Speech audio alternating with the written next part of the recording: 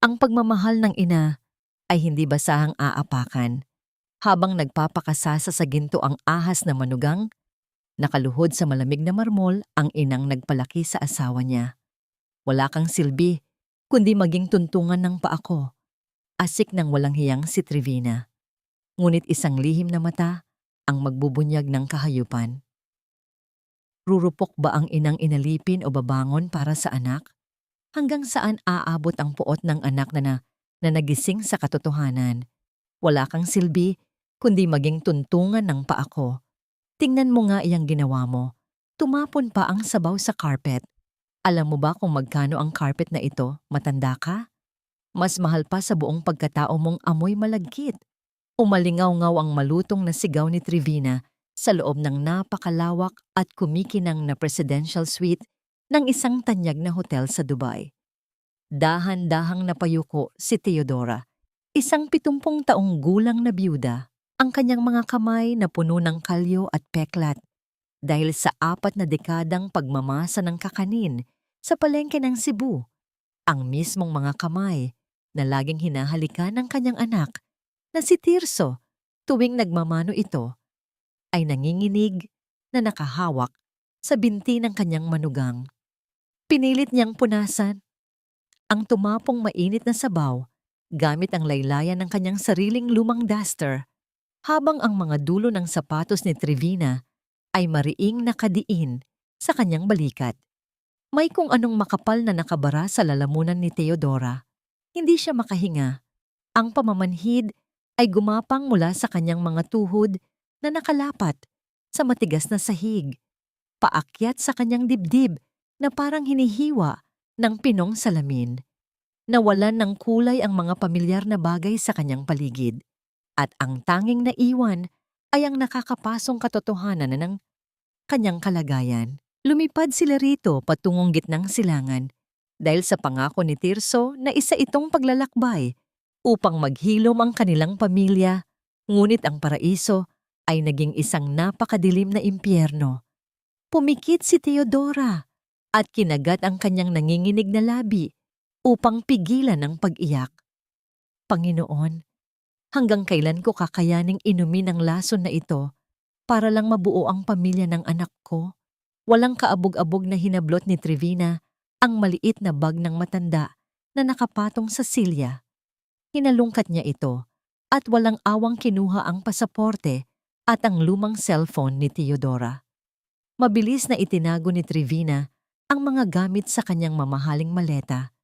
Sinubukan sanang magsalita ni Theodora para bawiin ang kanyang tanging koneksyon kay Tirso, ngunit isang nakakamatay na tingin ang ibinato sa kanya ng manugang. Ayon kay Trevina, kailangan daw disiplinahin ang matanda dahil kung hindi ay mapapahiya ang kanyang asawa sa kawalang modo nito sa ibang bansa. Ito raw ay para matuto si Theodora kung paano gumalaw ang mga nasa mataas na lipunan.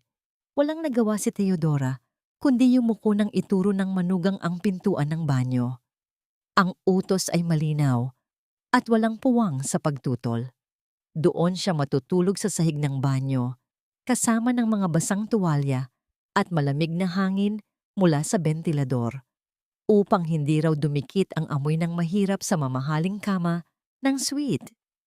Nang maisara na ang pinto ng banyo, dahan-dahang naupo si Theodora sa tabi ng bathtub. Niyakap niya ang kanyang sarili upang labanan ang matinding ginaw na nanunuot sa kanyang mga buto. Mula sa bulsa ng kanyang duster, maingat niyang inilabas ang isang kupas na panyo. May burda itong pangalan ni Tirso sa gilid. Ito ang unang regalong binili ni Tirso para sa kanya mula sa una nitong sweldo bilang isang hamak na ahente noon. Pinadaanan ng kanyang magagaspang na daliri ang burda at kasabay nito ay ang pagpatak ng mga luhang kanina pa niya pinipigilan. Ang bawat luha ay may bigat ng 1,000 sakripisyo. Ngunit hindi siya susuko. Para kay Tirso, titiisin niya ang lahat ng latay. Wala siyang pakialam kung mamatay man siya sa gutom o lamig, basta't wag lamang magiba ang tahanan ng kanyang nag-iisang anak. Mula sa labas ng banyo, umabot sa pandinig ni Theodora ang himig ng isang tawag mula sa telepono ng manugang. Lumapit siya ng bahagya sa puwang ng pinto upang makinig. Ang tinig ni Trivina ay biglang naging malambing, matamis, at tila punong-puno ng mapanuksong pagnanasa. Kausap nito ang isang lalaking tinawag nitong mahal na nagngangalang Tomasin. Nanlaki ang mga mata ni Theodora. Kilala niya kung sino ito. Ito ang pinagkakatiwalaang personal na driver ni Tirso sa Pilipinas, ang lalaking laging binibigyan ni Tirso ng malaking bonus dahil sa awa. Nagtatawanan silang dalawa habang buong pagmamalaking ikinukwento ni Trivina kung paano niya ginawang pinakamahal na alila sa buong Dubai ang ina ng asawa niya. Ngunit ang sumunod na sinabi ng kanyang manugang ang tuluyang nagpatigil sa tibok ng puso ni Theodora. Sinabi ni Trivina na kapag nakuha na nila ang pirma ng matanda para isuko ang lahat ng karapatan sa negosyo ng kakanin, may nakahanda na siyang pekeng medical record. Ipadadala niya si Theodora sa isang malayong pasilidad para sa mga nasisiraan ng bait sa gitna ng disyerto kung saan walang sino man ang makakahanap sa kanya at hindi na siya makakabalik pa ng Pilipinas ng buhay.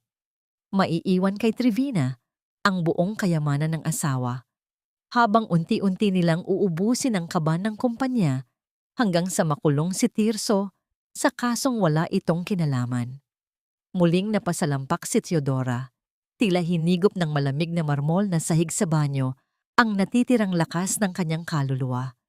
Sa loob ng malamig at tahimik na opisina ng Kakanin Logistics sa Cebu, hindi mapakali si Tirso. May kung anong mabigat na nakadagan sa kanyang dibdib, tila isang premonisyon na hindi niya maipaliwanag. Nakatitig siya sa isang lumang litrato sa ibabaw ng kanyang mesa, ang larawan ng kanyang inang si Theodora na nakangiti habang naghahalo ng biko sa isang malaking talyasi. Pinadaanan niya ng hinlalaki ang salamin ng kwadro, umaasang sana ay masaya ang kanyang ina sa bakasyon nito sa Dubai kasama ang kanyang asawang si Trivina. Ngunit sa halip na kapayapaan, isang matinding kaba ang patuloy na bumabagabag sa kanyang isipan, tila hinihila ang kanyang kaluluwa palayo. Nabali ang kanyang malalim na pag-iisip nang bumukas ang pintuan at pumasok si Tricia, ang nakatatandang kapatid ni Trivina. May dala itong isang makapal na folder at isang pamilit na ngiti na hindi umaabot sa kanyang mga matatalim na mata. Ipinatong nito ang mga papeles sa harapan ni Tirso, naglalaman ng isang panukala para sa isang napakalaking pondo na ilalabas mula sa kaban ng kumpanya para sa isang hindi malinaw na proyekto. Nang mag-atubili si Tirso at magtanong kung bakit napakalaki ng halagang hinihingi para sa isang simpleng pagpapalawak ng negosyo, mabilis na nagbago ang timpla ng mukha ni Tricia. Ginamit agad nito ang pinakamatalim na sandata upang manipulahin ang damdamin ng kapwa, ang utang na loob. Sa isang malambing ngunit nakakalason na tono, ipinaalala ni Tricia kay Tirso ang mga panahong nagsisimula pa lamang siya.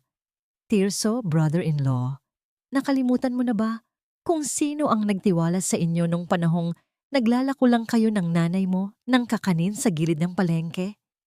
Kung hindi dahil sa ipinahiram kong puhunan noon, wala ka sa kinauupuan mong aircon ngayon. Ang mga salitang iyon ay tila mga makakapal na kadenang pumulupot sa leeg ni Tirso. Kahit na alam niyang matagal na niyang nabayaran ang maliit na halagang iyon nang higit pa sa sapat, ang bigat ng pabor ay tila isang sumpa na hindi niya matakasan. Sa kagustuhang mapanatili ang kapayapaan sa pamilya at bilang pagrespeto sa kapatid ng kanyang asawa, mabigat sa loob na inabot ni Tirso ang kanyang nakaukit na gintong ballpen.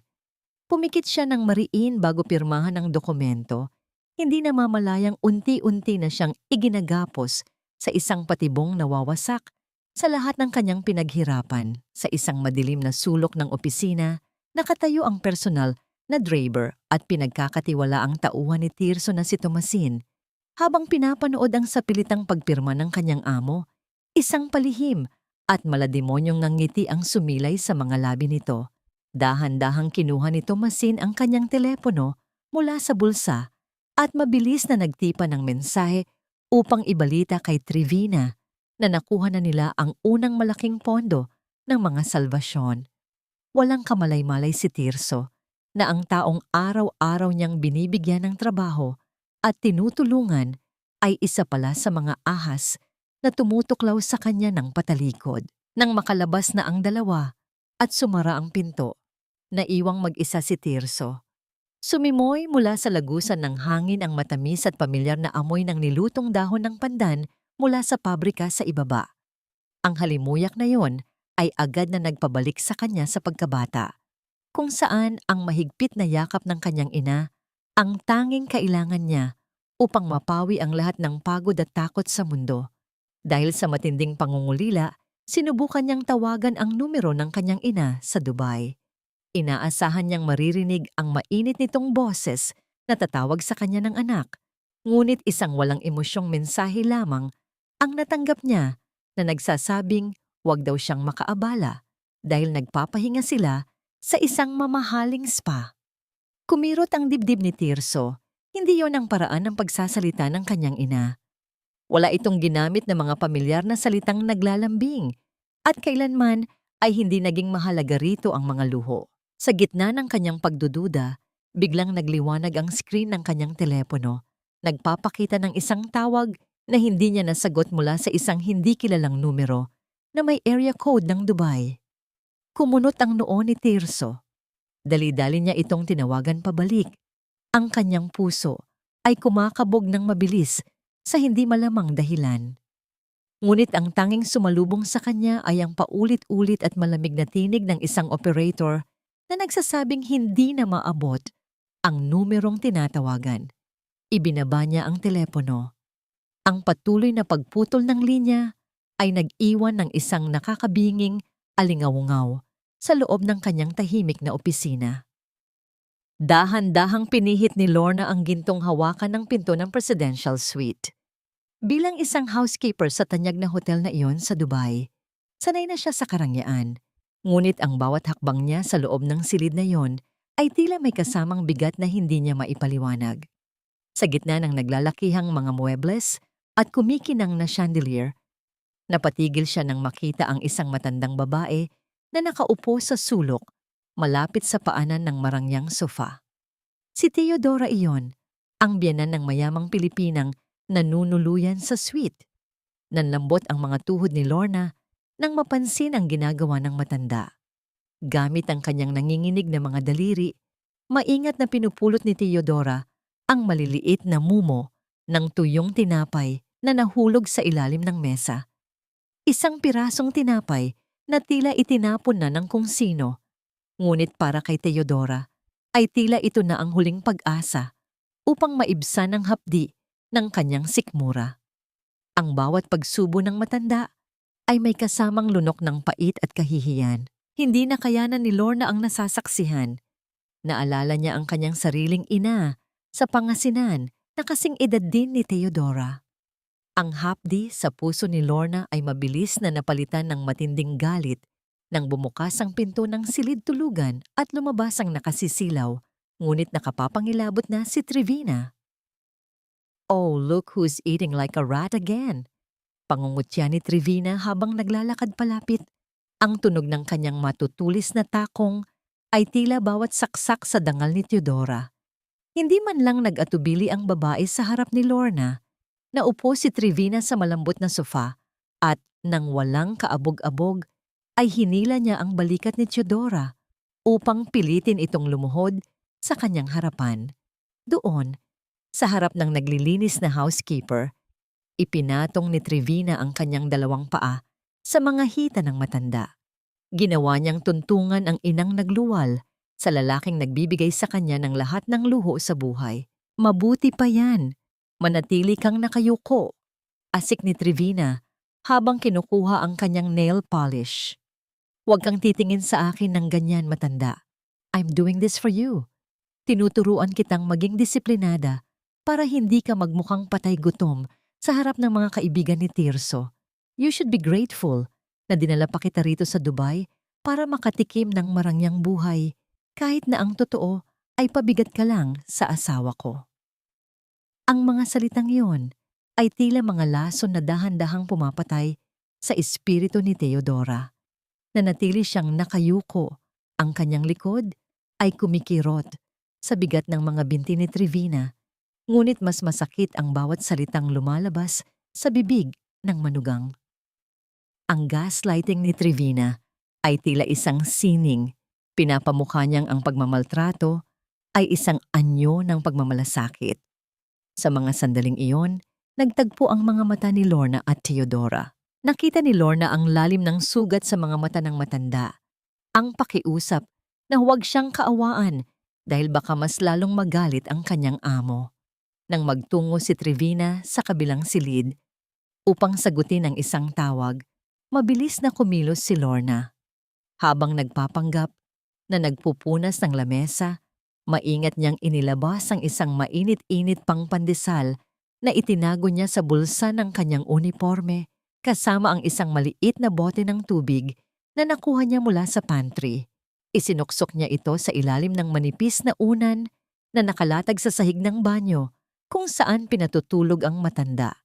Isang mabilis na pisil sa kamay ang ibinigay ni Lorna kay Theodora, isang tahimik na pangakong hindi siya nag-iisa.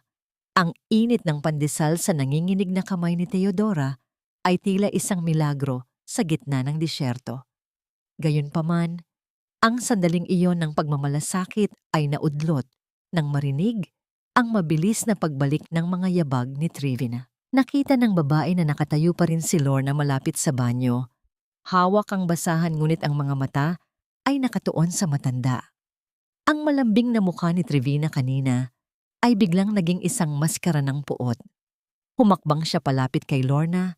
Ang distansya sa pagitan nila ay puno ng tensyong tila puputok anumang sandali. Anong ginagawa mo pa rito? Hindi ba tapos ka na maglinis? Malamig na tanong ni Trevina. Ang kanyang boses ay tila talim ng kutsilyo. O baka naman gusto mong sumama sa matandang ito sa sahig? Tandaan mo, isang tawag ko lang sa management. Mawawalan ka ng trabaho at mapapalayas ka sa bansang ito bago pa lumubog ang araw. Don't test my patience, housekeeper. Pirumahan mo ito, matandang hukluban, o makikita mo ang anak mo sa likod ng mga rehas. Ang tinig ni Trevina ay parang kidlat na gumuhit sa gitna ng katahimikan ng silid.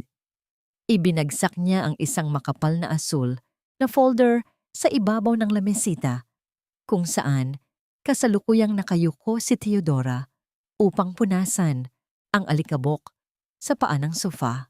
Nanginginig ang mga kamay ng matanda. Ang kanyang balat ay tila papel na nalalamos sa tindi ng takot. Dahan-dahan niyang iniangat ang kanyang paningin at nakita ang mga dokumentong nakalatag, ang opisyal na pagsasali ng lahat ng karapatan sa lihim na recipe ng kakanin at ang pag-alis sa kanya bilang tagapagtatag ng kumpanya. Ito ang tanging pamana na balak ni Theodora na iwan para sa kinabukasan ni Tirso. Ito ang bunga ng bawat butil ng pawis at bawat madaling araw na ginugol niya sa harap ng mainit na kalan sa Cebu. Para kay Theodora, ang pagpirma sa mga papel na ito ay hindi lamang pagsuko ng negosyo, kundi ang pagbura sa kanyang sariling pagkatao at sa dangal ng kanilang pamilya. Umiling siya ng bahagya. Ang kanyang labi ay walang tigil sa panginginig habang pilit na ibinubulong ang salitang hindi. Ngunit hindi tumigil si Trevina. Lumapit siya ng mas malapit. Ang kanyang mukha ay ilang pulgada na lamang ang layo sa namumutlang mukha ni Theodora. Huwag kang magmalinis, Nay. Alam mo ba na ang anak mong si Tirso ay kasalukuyang iniimbestigahan dahil sa nawawalang pondo sa kumpanya? Isang salita ko lang sa mga awtoridad sa Pilipinas, mabubulok ang anak mo sa kulungan dahil sa pagnanakaw na hindi naman niya ginawa. Pero kung pipirma ka rito, ililigtas ko siya. Ako lang ang tanging pag-asa niya. Ang mga salitang yon ay tila isang malakas na suntok sa sikmura ni Theodora. Ang kanyang puso ay tila isang tuyong kakanin na dinudurog ng malalaking kamay. Hindi niya alintana ang sariling gutom o ang lamig ng banyo. Ngunit ang marinig na ang kanyang anak ay nasa panganib ang tuluyang nagpaguho sa kanyang mundo.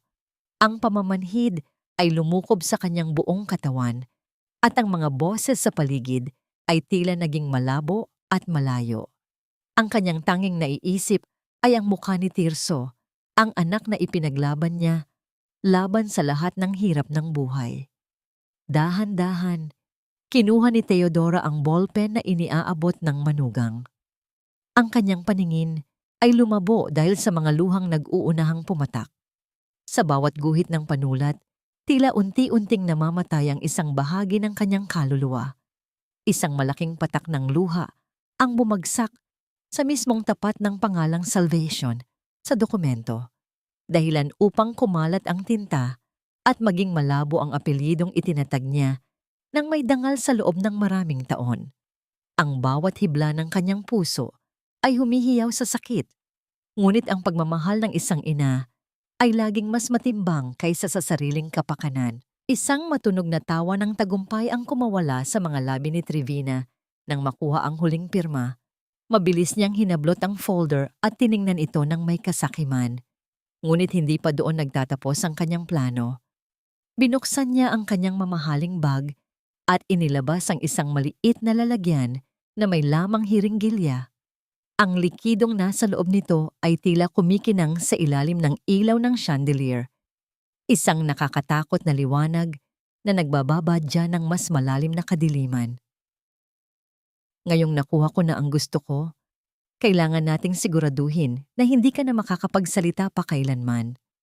Bulong ni Trevina habang dahan-dahang lumalapit sa matanda. Ang kanyang mga mata ay nanlilisik sa tuwa. Inihanda niya ang karayom at sinabing oras na para sa gamot ni Teodora para sa kanyang kunwaring sakit sa pag-iisip. Alam ni Teodora na ang susunod na mangyayari ay ang kanyang tuluyang pagkawala sa mundo. Isang paglalakbay patungo sa kawalan kung saan wala nang makakarinig sa kanyang mga panalangin. Sa loob ng presidential suite, ang bawat hininga ni Lorna ay tila isang nakatagong panalangin, habang ang matalim na boses ni Trevina ay umaaling-awngaw sa kabilang silid dahil sa pakikipag-usap nito sa kanyang kapatid na si Tricia. Nakita ni Lorna ang pagkakataon. Kunwari ay nag-aayos siya ng mabibigat na kurtinang ginto, ngunit ang kanyang mga mata ay nakatuon sa nananangis na si Teodora na nakasalampak sa malamig na sahig. Dahan-dahang inilabas ni Lorna ang kanyang simpleng cellphone mula sa bulsa ng kanyang uniforme. Nanginginig ang kanyang mga daliri, ngunit ang determinasyon sa kanyang puso ay mas matimbang kaysa sa takot na mapalayas sa bansang iyon. Pinindot niya ang icon para sa voice recording at dahan-dahang lumapit sa matanda. Ang bawat hikbi ni Teodora ay tila isang kutsilyo na humihiwa sa katahimikan ng silid. Tirso, anak, huwag mo na akong alalahanin, bulong ni Teodora sa gitna ng kanyang pag-iyak. Ang kanyang tinig ay halos hindi na marinig dahil sa panghihina. Iligtas mo ang sarili mo, anak. Huwag kang papayag na saktan ka nila dahil sa akin. Mahal na mahal kita. Tirso. Ang bawat salitang yon ay naitala sa loob ng maliit na gadget ni Lorna. Sa isang mabilis na sandali, lumuhod si Lorna sa tabi ng matanda at hinawakan ang malamig at kulubot nitong kamay. Ramdam ni Lorna ang pangangatog ni Teodora, ang takot na tila nanunuot na sa mga buto nito. Isang matinding ugnayan ang nabuo sa pagitan ng dalawang Pilipina sa gitna ng dayuhang lupain. Kababayan tayo, Nay, bulong ni Lorna. Ang kanyang mga mata ay puno ng luha, ngunit ang boses ay matatag. Hindi ko kayo pababayaan. Ipaparating ko ito sa anak ninyo. Magpakatatag kayo, Nay, dahil ang katarungan ay malapit na. Sa isang iglap, naramdaman ni Lorna ang mahigpit na pagkapit ng mga daliri ni Teodora sa kanyang manggas. Tila isang nalulunod na tao ang matanda na nakahanap ng isang maliit na sanga na pwedeng kapitan. Ang sulyap na yon ng pasasalamat mula sa malabong mga mata ni Teodora, ang nagbigay kay Lorna ng lakas na kailangan niya upang ituloy ang kanyang misyon. Mabilis na lumabas si Lorna ng suite nang marinig ang pagtatapos ng tawag ni Trevina. Nagtatakbo siya patungo sa locker room ng mga empleyado. Ang kanyang puso ay tila tambol na naghahabulan sa bilis ng tibok. Alam niyang wala siyang direktang numero ni Tirso, ngunit sa tulong ng kanyang mga kaibigan sa Filipino OFW community sa social media, mabilis niyang nahanap ang opisyal na pahina ng kumpanya at ang personal na email na nakatago sa mga lumang dokumento ng negosyo. Gamit ang mabilis na internet ng hotel, isinama ni Lorna ang voice recording sa isang mensahe. Ang bawat segundo ng paglo-load ng file ay tila isang taon para sa kanya. Pinagpawisan siya ng malapot habang paulit-ulit na tumitingin sa pintuan. Natatakot na baka biglang pumasok ang kanyang supervisor. Sa wakas, lumitaw ang salitang nagsasabing na ipadala na ang mensahe. Samantala, sa Pilipinas, ang opisina ni Tirso ay balot ng isang kakaibang tensyon. Nakapatong ang kanyang telepono sa ibabaw ng mesa. Ilang pulgada lamang ang layo mula sa mapanuring mga mata ni Tricia na kasalukuyang nagpapaliwanag ng tungkol sa mga pekeng kontrata. Biglang nakaramdam si Tirso ng isang mahinang pag-vibrate mula sa kanyang cellphone. Isang abiso ang lumitaw sa screen, isang mensahe mula sa isang hindi kilalang pangalan na may kalakip na audio file. Nasilip ni Tricia ang pag-ilaw ng screen.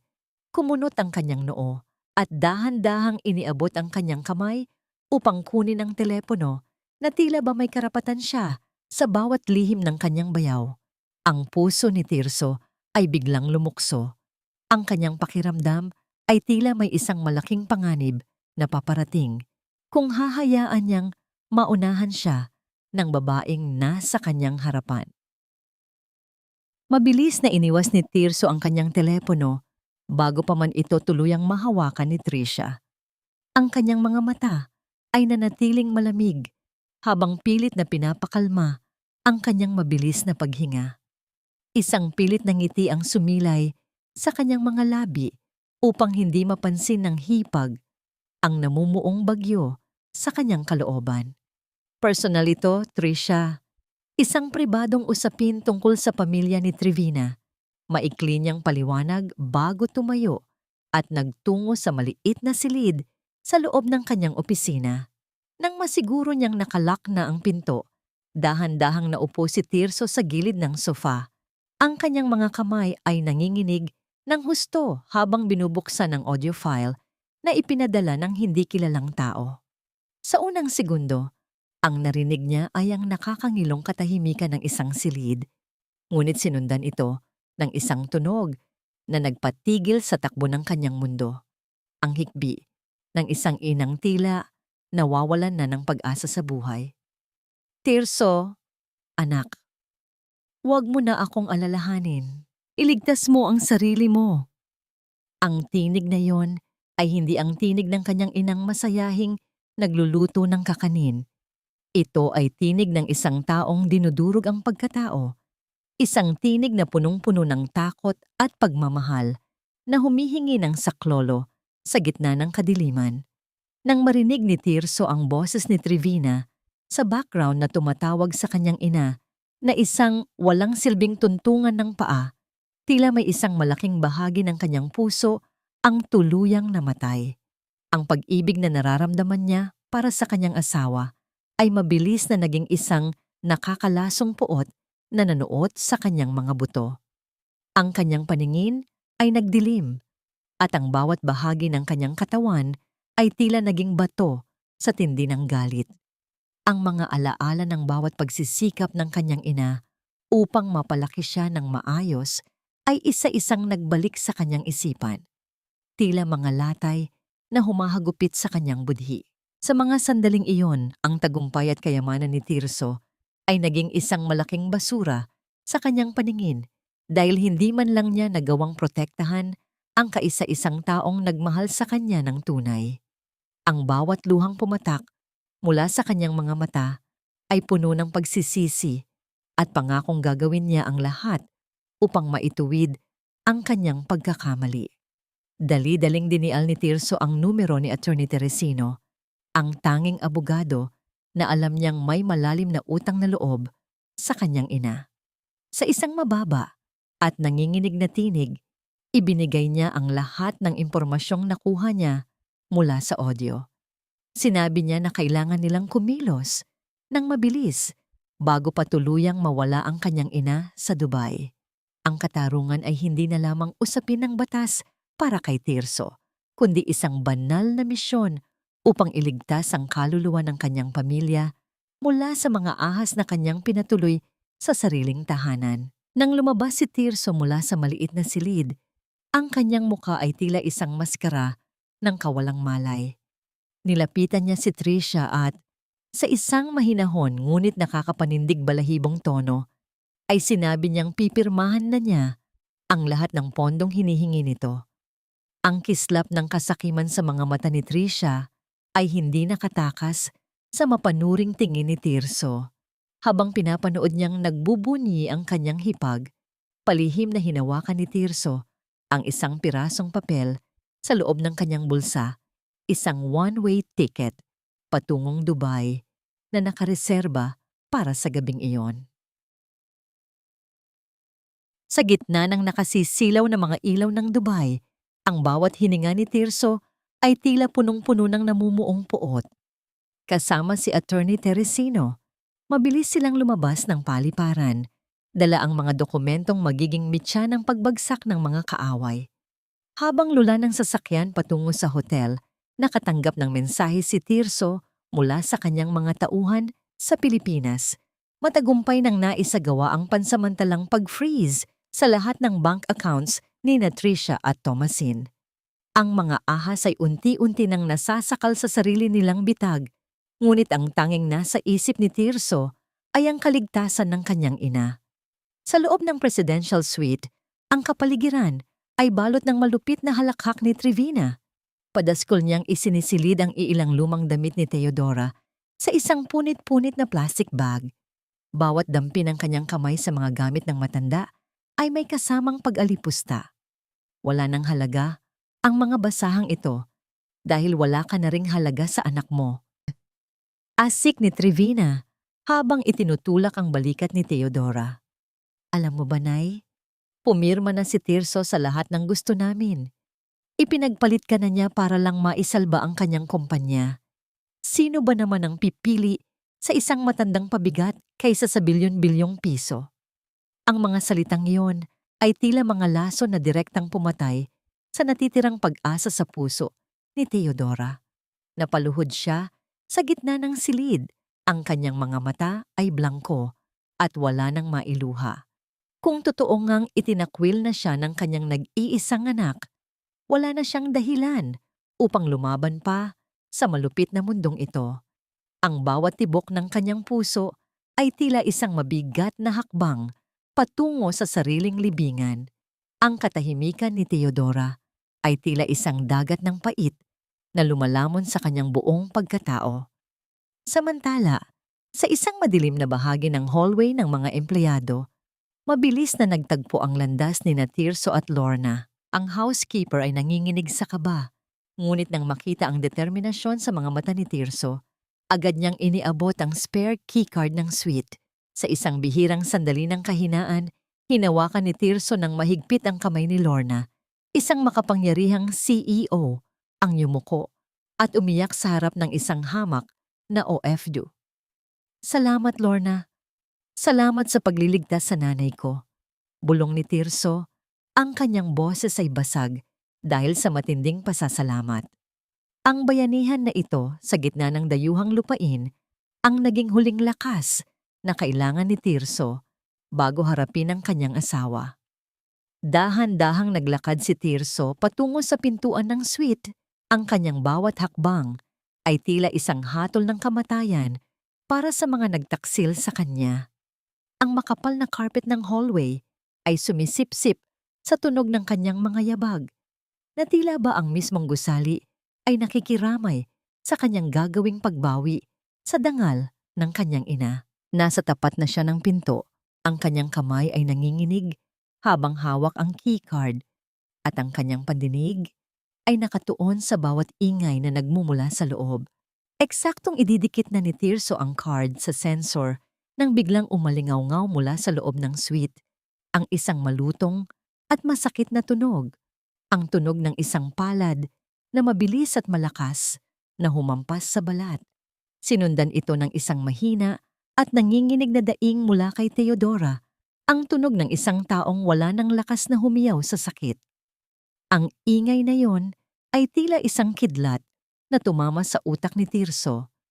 Sapat upang magliyab ang kanyang buong pagkatao sa hindi mapigil na galit.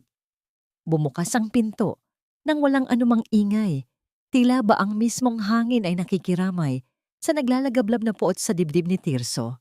Ang bawat hibla ng kanyang pagkatao ay nanginginig, hindi dahil sa takot, kundi dahil sa isang uri ng galit na ngayon lamang niya naramdaman sa buong buhay niya. Ang amoy ng mamahaling pabango ni Trevina na humahalo sa amoy ng takot at pait sa loob ng silid ay sapat na upang masuka si Tirso sa pagkasuklam. Ang tumambad sa kanyang paningin ay isang eksenang habambuhay na mauukit sa kanyang alaala bilang isang lason. Nakita niya ang kanyang ina, ang babaeng nagbuwis ng buhay upang mapalaki siya ng marangal na nakadapa sa malamig na sahig. Ang ginto at matulis na takong ng sapatos ni Trevina ay mariing nakadiin sa likod ni Theodora. Tila ba ang matanda ay isang hamak na basahan na walang pakiramdam. Ang buhok ni Theodora ay gulo-gulo at ang gilid ng kanyang labi ay may bakas ng dugo mula sa malakas na sampal na narinig ni Tirso kanina. Ano matanda? Ayaw mo pa ring aminin na ikaw ang nagnakaw sa kumpanya ni Tirso? Mas mabuti pang mabulok ka na rito sa Dubai. Ang boses ni Trevina ay puno ng lason habang dinidiinan palalo ang kanyang paa sa likod ng matanda. Hindi napansin ng babae ang aninong nakatayo sa kanyang likuran. Ang kanyang kasakiman ay bumulag sa kanya sa panganib na paparating. Trevina. Isang salita lamang ang binigkas ni Tirso, ngunit ang boses na iyon ay tila galing sa ilalim ng lupa, malamig, matalim, at punong-puno ng kamatayan. Dahan-dahang lumingon si Trevina, ang kanyang mapangaping ngiti ay biglang naging isang maskara ng matinding sindak. Nawalan ng kulay ang kanyang mukha, tila isang bangkay na binuhay muli. Ang kanyang paa ay mabilis na napaatras, at ang dokumentong hawak niya ay nalaglag sa sahig nang walang anumang tunog kundi ang marahang pagdapo ng papel sa carpet. Tirso. Mahal, anong ginagawa mo rito? Bakit hindi ka man lang tumawag? Ang boses ni Trevina ay nanginginig. Pilit na ibinabalik ang kanyang mapagpanggap na mukha. Mahal, ang nanay. Bigla siyang natumba at nagwala. Sinusubukan ko lang siyang pakalmahin. Alam mo namang hindi na maayos ang pag-iisip niya. Hindi siya pinakinggan ni Tirso, ni hindi man lang tinapunan ng tingin ng lalaki ang kanyang asawa. Sa halip, dahan-dahang lumuhod si Tirso sa sahig. Isang makapangyarihang lalaki na binaliwala ang kanyang mamahaling suit at ang kanyang dangal sa harap ng iba. Nanginginig ang kanyang mga kamay habang dahan-dahang iniaangat ang mukha ng kanyang ina. Ang bawat pasa sa balat ni Theodora ay tila isang saksak sa puso ni Tirso. Nay! Nay! Nandito na ako. Patawarin mo ako, Nay! Ang boses ni Tirso ay basag, puno ng pagsisisi na hindi kayang bayaran ng kahit anong kayamanan. Sa gitna ng kanyang panghihina, dahan-dahang imulat ni Theodora ang kanyang mga mata. Sa kabila ng sakit, isang mahinang ngiti ang sumilay sa kanyang mga labi habang hinahawakan ng pisngi ng anak gamit ang kanyang nanginginig na daliri. Isang sandali ng purong pag-ibig sa gitna ng isang madilim na silid, isang golden moment na nagpapatunay na ang ugnayan ng mag-ina ay hindi kailanman mapapatid ng anumang kasamaan. Ngunit ang katahimikang iyon ay mabilis na naputol nang muling sumubok si Trevina na lumapit, pilit na humahawak sa braso ni Tirso upang magpaliwanag. Ang kanyang bawat salita ay tila isang insulto sa talino ni Tirso. Ngunit bago pa man makapagsalita si Trevina, Ang pintuan ng suite ay muling bumukas ng malakas. Huwag ka nang mag-abala pa, Mrs. Salvacion. Ang malamig na boses ni Attorney Teresino ang umalingaw-ngaw. Sa likuran niya ay nakatayo ang dalawang opisyal ng pulisya ng Dubai, kasama ang mga dokumentong magpapatunay sa lahat ng kasalanan ni Trevina. Ang kislap ng mga posas sa ilalim ng liwanag ng chandelier ay tila isang hatol na hindi na mababago. Ang kislap ng mga posas sa ilalim ng chandelier ay tila isang hatol na hindi na mababago. Nanlamig ang buong pagkatao ni Trevina, ang kanyang mga tuhod ay nanginig, habang ang mga opisyal ng pulisya ay dahan-dahang lumalapit sa kanya. Sinubukan niyang sumigaw, magwala, at gamitin ang kanyang ganda upang muling magpanggap na biktima. Ngunit ang bawat salita niya ay tila tinitipon lamang ng hangin at itinatapon sa kawalan. Tirso, mahal, makinig ka sa akin. Gawa-gawa lang nila ang lahat ng ito. Inggit lang sila sa atin.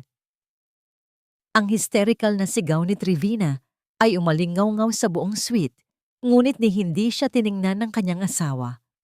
Nanatiling nakayuko si Tirso, ang kanyang mga kamay ay mahigpit na nakayakap sa nanghihinang katawan ng kanyang ina. Lumingon si Attorney Teresino kay Trevina na may isang malamig na ngiti. Mrs. Salvacion, o mas tamang sabihing Miss Alcantara, dahil ang kasal ninyo ay mapapawalang bisa rin sa lalong madaling panahon.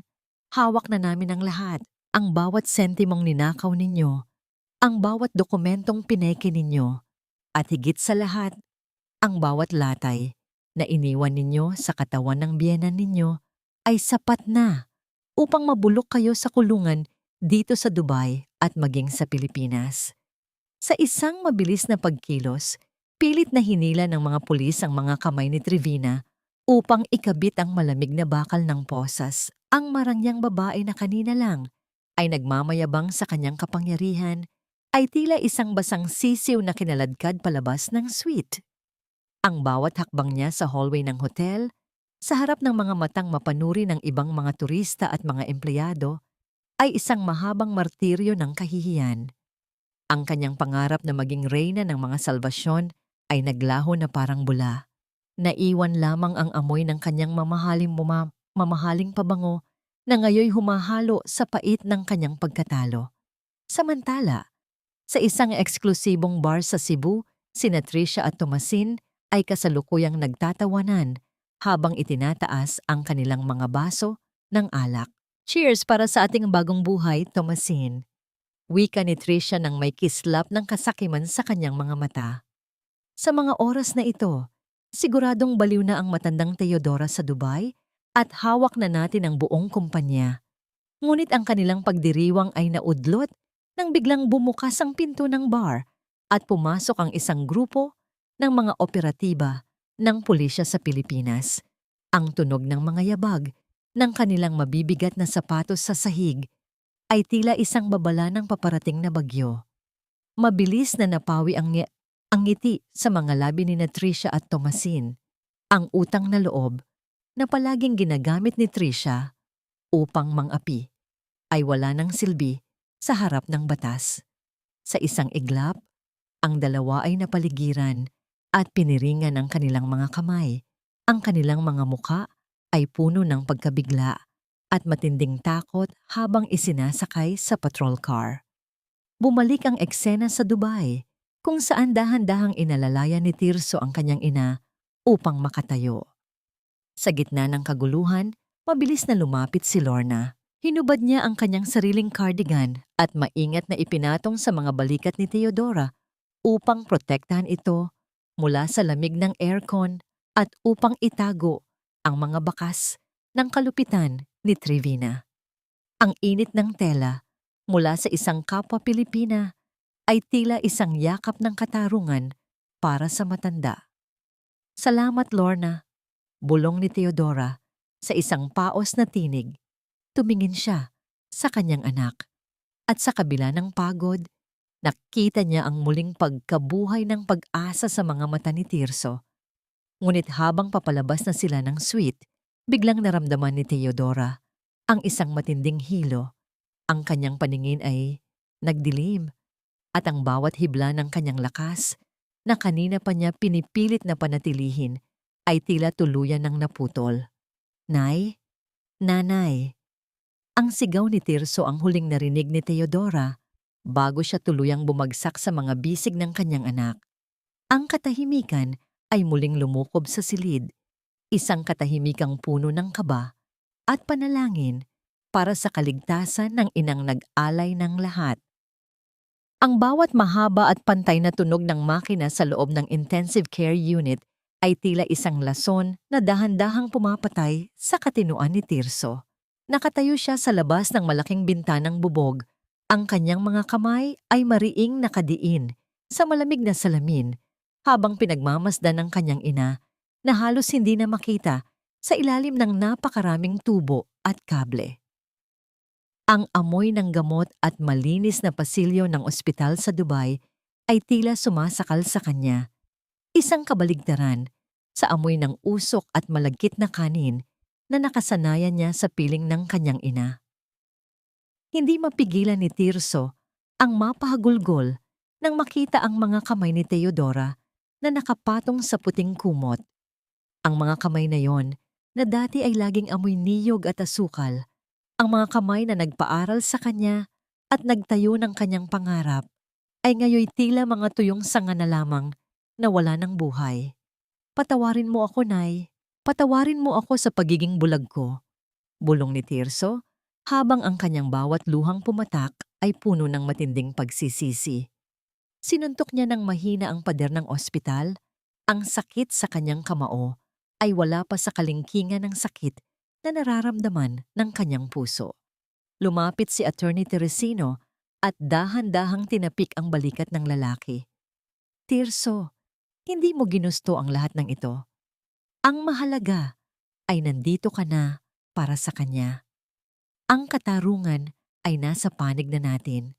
Ngunit para kay Tirso, ang pagkapanalo sa batas ay walang halaga kung ang huling hininga ng kanyang ina ay hindi niya maibabalik. Ang bawat sandali ng kanyang pananahimik ay puno ng mga alaala ng bawat sakripisyo ni Teodora na binaliwala niya dahil sa kanyang paghahangad ng marangyang buhay kasama ang maling tao. Sa gitna ng kanyang pagluluksa, biglang nag-vibrate ang kanyang cellphone. Isang tawag mula sa himpilan ng pulisya ang bumulaga sa kanya. Sinabi ng opisyal na nagmamakaawa si Trevina na makausap siya kahit sa loob lamang ng 1 minuto. Pagod na sumandal si Tirso sa pader bago sagutin ang tawag nang marinig niya ang tinig ni Trevina na puno ng pekeng luha at mga pangakong magbabago na raw siya. Tila isang apoy ang muling nagliyab sa kanyang mga mata.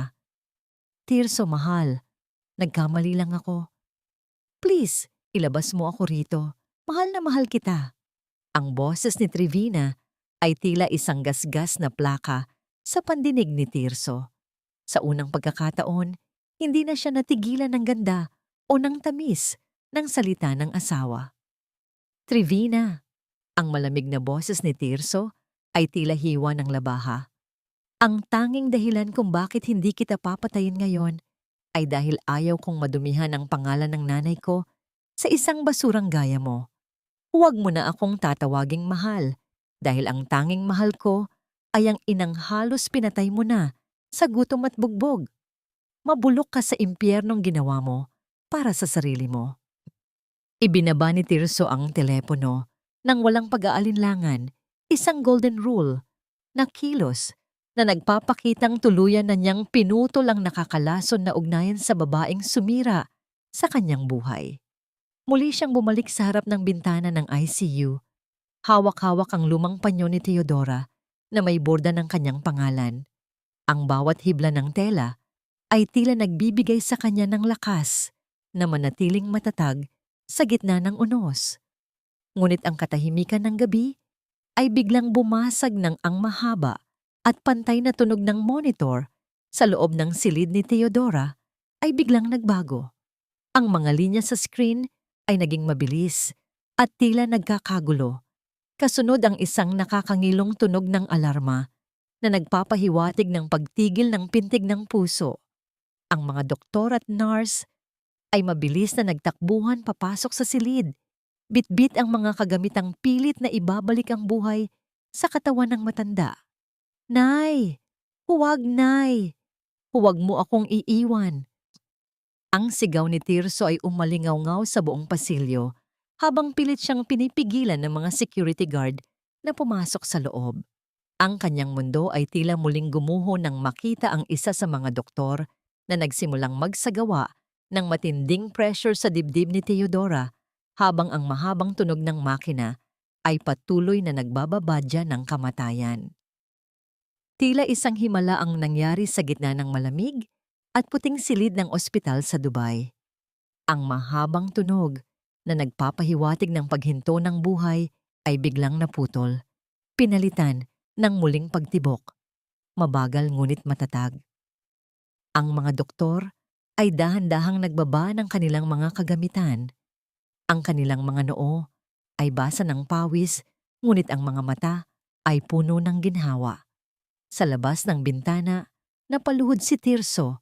Ang kanyang mga kamay ay nakasapos sa kanyang mukha habang ang mga balikat ay nanginginig sa walang humpay na pag-iyak ng pasasalamat.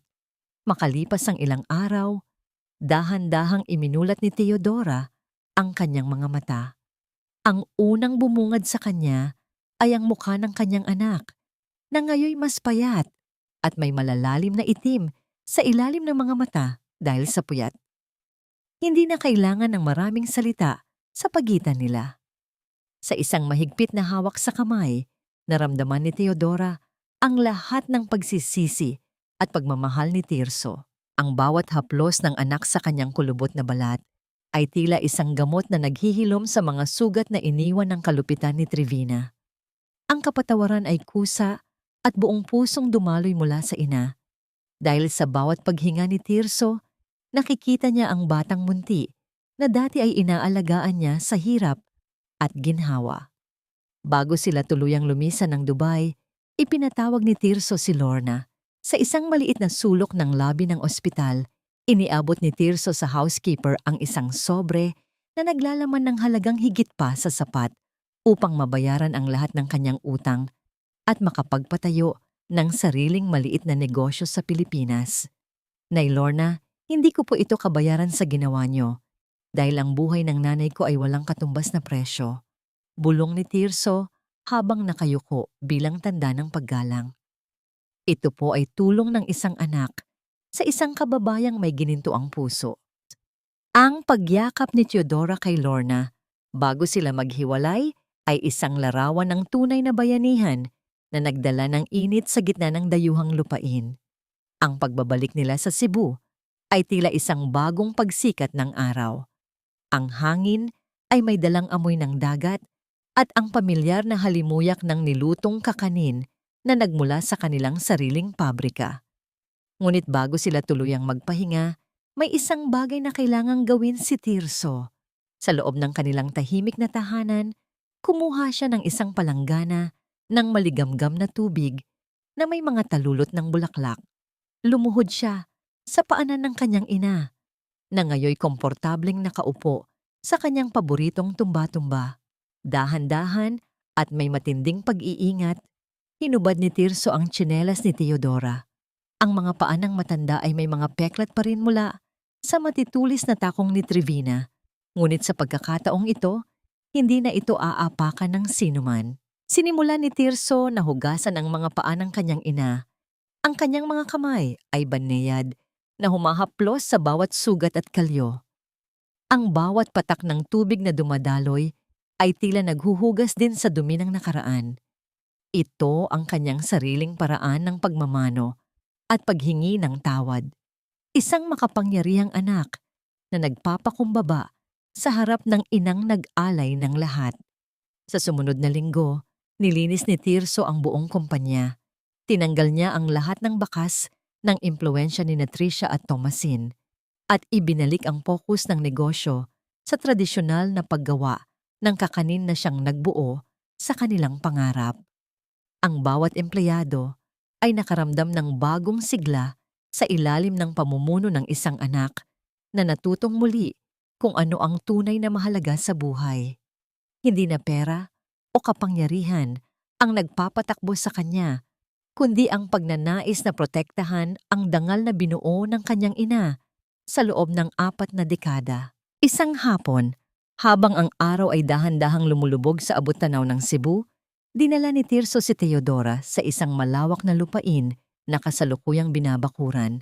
Ang tunog ng mga martilyo at lagari ay tila isang masayang musika sa gitna ng katahimikan.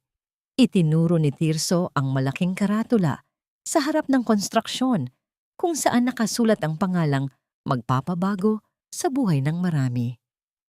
Ang kislap sa mga mata ni Teodora nang mabasa ang nakasulat ay tila isang bituin na nagbibigay ng liwanag sa kanyang matandang mukha. Isang taon ang mabilis na lumipas, tila isang iglap na binuo ng mga luhang natuyo at mga sugat na tuluyan nang naghilom sa ilalim ng init ng araw sa Cebu. Ang dating masukal na lupain na dinala ni Tirso sa kanyang ina noon ay isa na ngayong luntiang paraiso, ang Teodora's Haven. Hindi lamang ito isang gusali, kundi isang tahanan para sa mga lolo at lola na tinalikuran ng sariling pamilya. Isang lugar kung saan ang bawat kulubot sa balat ay iginagalang at ang bawat kwento ng nakaraan ay pinakikinggan ng may pagmamahal. Sa gitna ng malawak na hardin, nakaupo si Teodora sa isang mahabang upuang kahoy. Ang kanyang muka ay hindi nakakikitaan ng bakas ng takot o gutom. Sa halip, ang kanyang mga pisngi ay muling naging masigla at ang kanyang mga mata ay nagniningning sa tuwa habang pinapanood ang mga bata mula sa kalapit na ampunan. Tinuturuan niya ang mga ito kung paano ang tamang pagpiga ng gata at ang sikreto sa pagpapaalsa ng puto. Ang halimuyak ng nilulutong kakanin ay humahalimuyak sa buong paligid.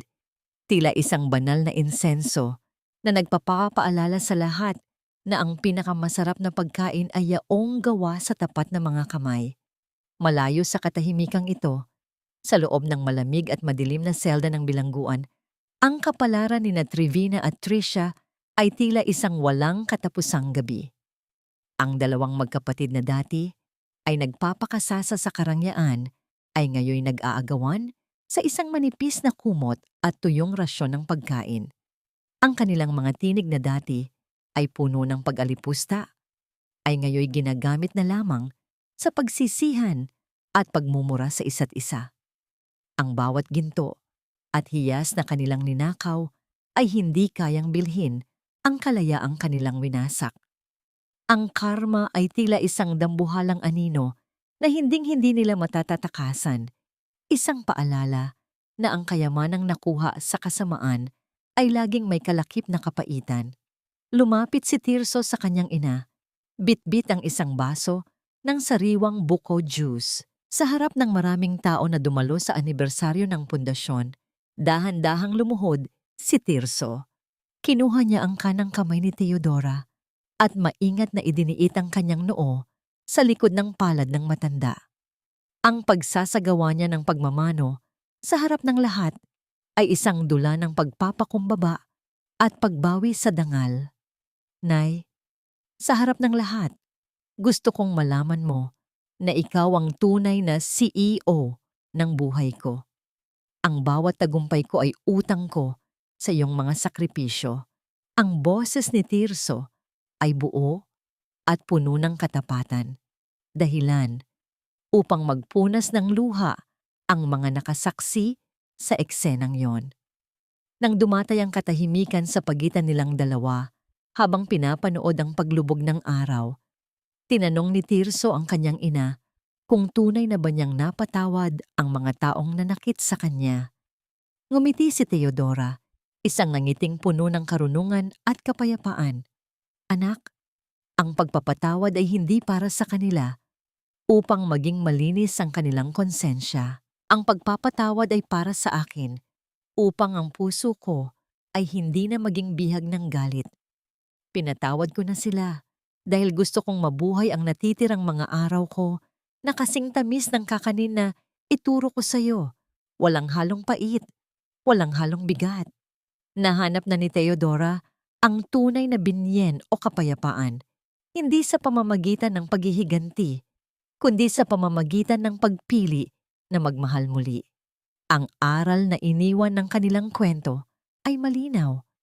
Ang tunay na yaman ay hindi nasusukat sa bilyon-bilyong piso o sa rurok ng kapangyarihan, kundi sa tibay ng ugnayan ng pamilya at sa kakayahang bumangon mula sa puot patungo sa pag-asa.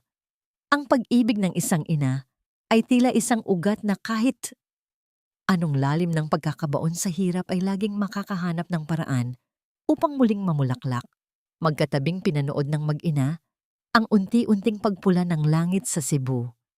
Isinandal ni Teodora ang kanyang ulo sa balikat ng kanyang anak. Ang kanyang kamay ay mahigpit na nakahawak sa kamay ni Tirso. Sa bawat paghinga nila, ramdam ang pasasalamat sa bawat segundong ibinigay sa kanila upang maging buo muli. Ang pait ng kahapon ay naging isang matamis na alaala na lamang, isang kwento ng tagumpay ng kabutihan laban sa kasamaan na magsisilbing inspirasyon sa lahat ng makakarinig nito.